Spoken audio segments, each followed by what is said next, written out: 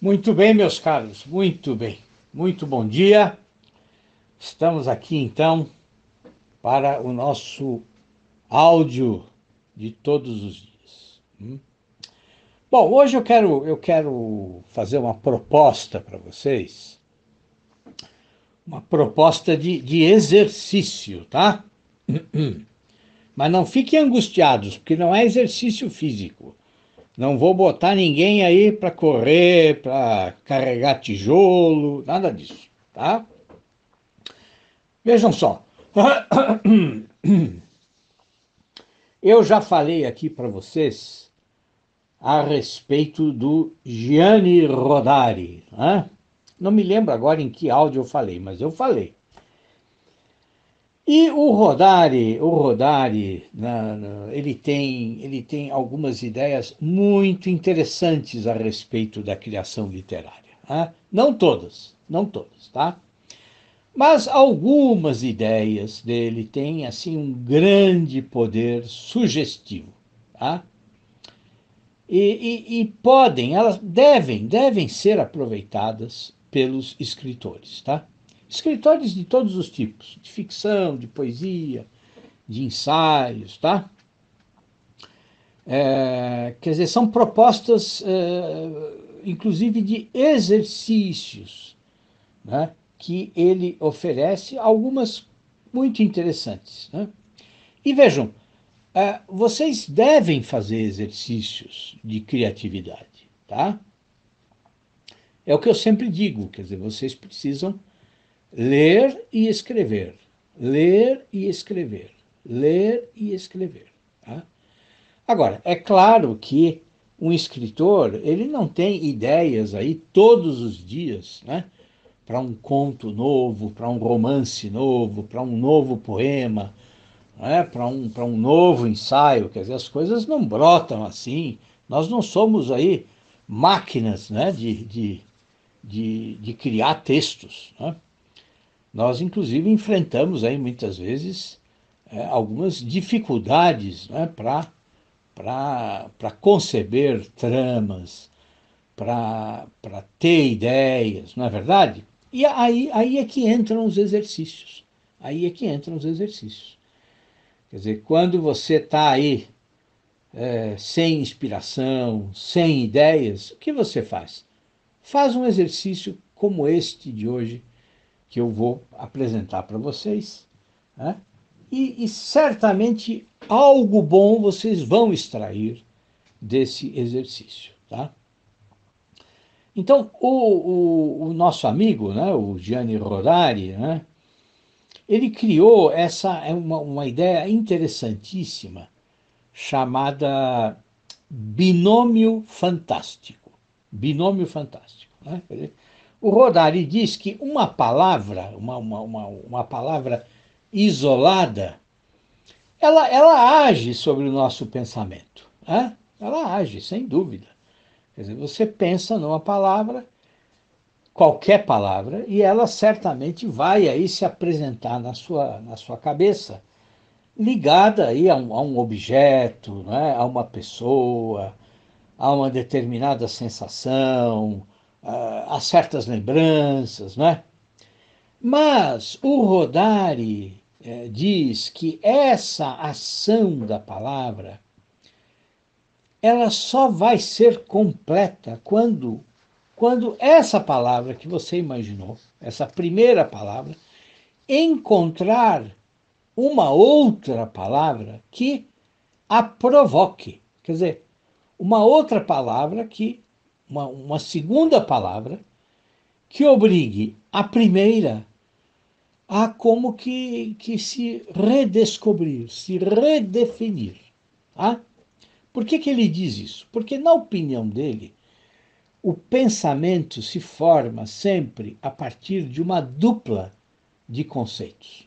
Né? Então, por exemplo, a ideia de mole, né? Uma coisa mole, ela não vai se formar completamente na nossa cabeça, né, se não houver também a ideia de duro. Tá?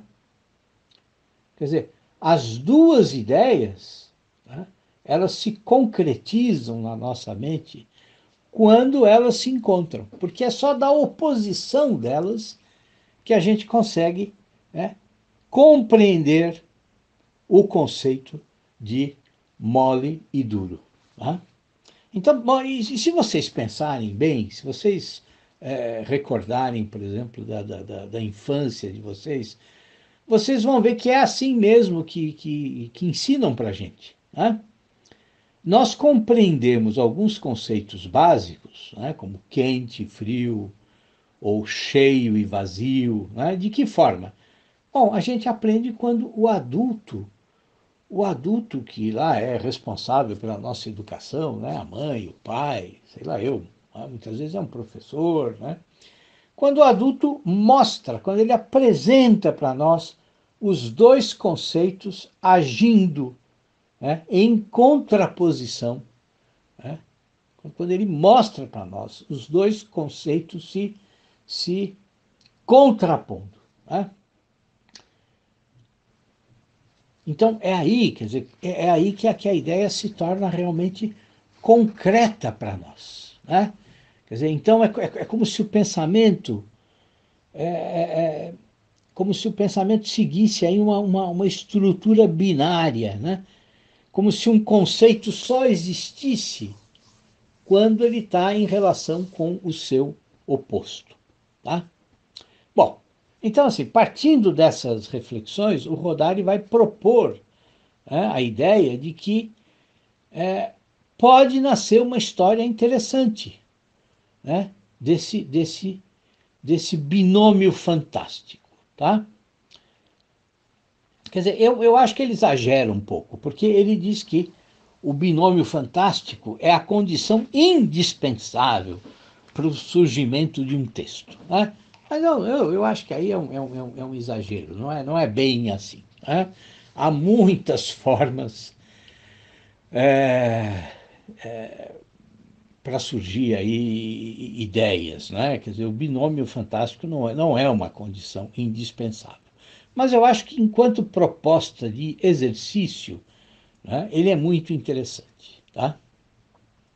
Então, vamos pensar um pouco para definir melhor aí essa ideia do binômio fantástico. Tá? Então, vamos imaginar o binômio pomba-sabiá. Né? Quer dizer, será que esse binômio, essa dupla, quer dizer, será que seria um binômio fantástico? Não, né? Não. Por quê? Porque esse binômio é só uma associação de elementos que pertencem aí a uma mesma classe biológica, né? Zoológica. Tá? Quer dizer, são dois pássaros. Né? E um binômio assim, ele não apela realmente à nossa imaginação. Quer dizer, ele não vai desencadear nenhum processo aí realmente imaginativo, né? Fantástico, na nossa cabeça. Né? Então, para que o binômio fantástico ocorra, é preciso que haja alguma estranheza entre as palavras. É preciso que haja aí algo insólito em você unir as duas palavras. Tá? Então, é só assim, quando há algum estranhamento, né? Quer dizer, é só nesses casos que a imaginação forçada a criar, né? Forçada a estabelecer um parentesco entre palavras tão distantes. Né? Quer dizer, só assim a imaginação realmente começa a trabalhar. Tá? Bom, agora, como é que você pode criar o binômio? Né? Como é que você pode, como é que você pode fazer? Bom, eu acho que o mais importante é que você apele a uma situação completamente aleatória. Quer dizer, onde você não tenha domínio sobre a escolha das palavras, tá? Quer dizer, você precisa fazer com que as duas palavras que vão compor o seu binômio, fazer com que elas surjam do acaso, né? Quer dizer, surjam de uma situação na qual você não tem poder de decisão, tá? Então, por exemplo, você pode decidir que o seu binômio ele vai ser composto pelo primeiro substantivo que aparece no conto A Missa do Galo, do Machado de Assis, tá? Por exemplo, né? E pelo primeiro verbo que aparece no conto A Causa Secreta, que também é do Machado, tá? Então, assim, você pega o primeiro substantivo que aparece no conto A Missa do Galo e o primeiro verbo que aparece no conto A Causa Secreta. E está criado o seu binômio. Tá? Eu não fui verificar como é que seria esse binômio. Tá? Mas assim, eu acho que quanto mais aleatória for a escolha, melhor. Tá? Então, você pode preferir, por exemplo, ligar para dois amigos, tá? E pede um adjetivo para um e um substantivo para outro, por exemplo. Tá? Então, assim, imagine que o seu primeiro amigo escolhe o adjetivo gordo, tá? E o seu segundo amigo, para quem você pediu um substantivo, bom, ele vira e diz assim, prego, um prego. Bom, vai ser um binômio, assim, muito interessante, né? Quer dizer, porque um prego gordo, bom, é uma coisa difícil de acontecer, não é?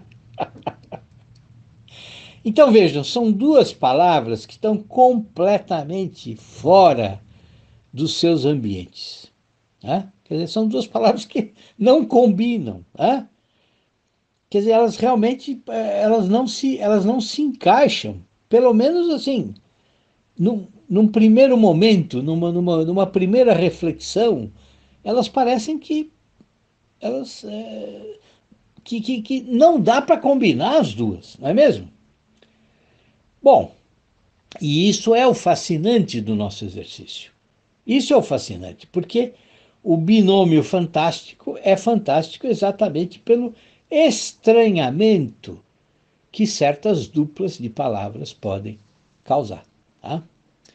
Então, o Rodari vai dizer que no binômio fantástico, as palavras elas não estão presas mais aos seus significados cotidianos. Né? Não, mas elas estão aí libertas, né, da cadeia verbal, né, de que elas costumam fazer parte. Então elas estão desambientadas. Né? E esse estranhamento é a condição perfeita para dar início a uma história. Tá? Então, assim, qual é o passo seguinte do exercício? Bom, é exatamente você começar, então, a forçar relações entre as duas palavras. Tá? Quer dizer, você tem que começar a ligar as duas palavras, a começar a fazer algumas articulações entre elas. Tá?